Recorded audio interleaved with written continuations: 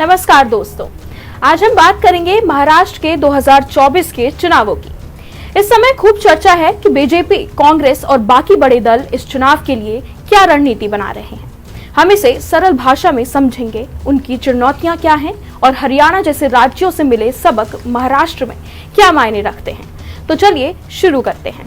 महाराष्ट्र की राजनीतिक स्थिति हरियाणा जैसे राज्यों से काफी अलग है। भले ही बीजेपी ने हरियाणा में कुछ सफलता पाई हो, लेकिन महाराष्ट्र में वैसा करना इतना आसान नहीं है।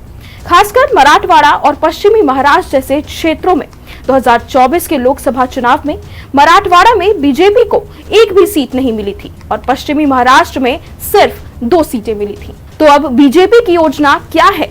इस बार बीजेपी माधव फॉर्मूला पर भरोसा कर रही है, जिसके तहत वे ओबीसी श्रेणी के माली, धनगर और वंजारी समुदायों को एक साथ लाने की कोशिश कर रहे हैं। इन समुदायों की राज्य में अच्छी खासी आबादी है। माली समुदाय महाराष्ट्र की कुल आबादी का 7.8% है और यह मुख्य रूप से पश्चिमी महाराष्ट्र और मराठवाड़ा में प्रभावी है। धनगर समुदाय, जिनका पृष्ठभूमि पशुपालन से जुड़ा है, राज्य की आबादी का 9.12% है। ये लोग लंबे समय से एसटी दर्जे की मांग कर रहे हैं। वहीं वंजारी समुदाय का राज्य के विभिन्न हिस्सों में व्यापार और खेती में योगदान है। इसके अलावा बीजेपी लड़की बहन योजना के तहत महिला मतदाताओं का समर्थन भी हासिल करने की कोशिश कर रही है, जो उनकी रणनीति का एक महत्वपूर्ण हिस्सा है।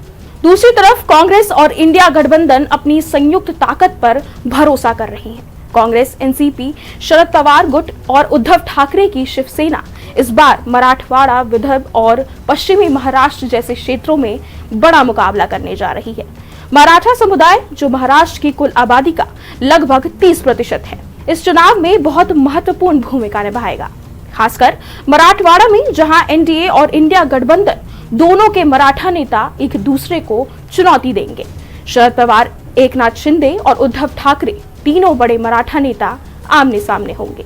इसके अलावा दोनों गठबंधन मछुआरे, सुनार, खटिक और जैन समुदायों पर भी ध्यान केंद्रित कर रहे हैं, क्योंकि ये भी चुनाव में महत्वपूर्ण भूमिका निभा सकते हैं। तो दोस्तों, महाराष्ट्र चुनाव 2024 में बीजेपी, कांग्रेस और उनके सहयोगियों के लिए एक बड़ी चुनौती होने वाली है। चुनाव के नतीजे किस ओर जाएंगे, ये देखना बेहद दिलचस्प होगा।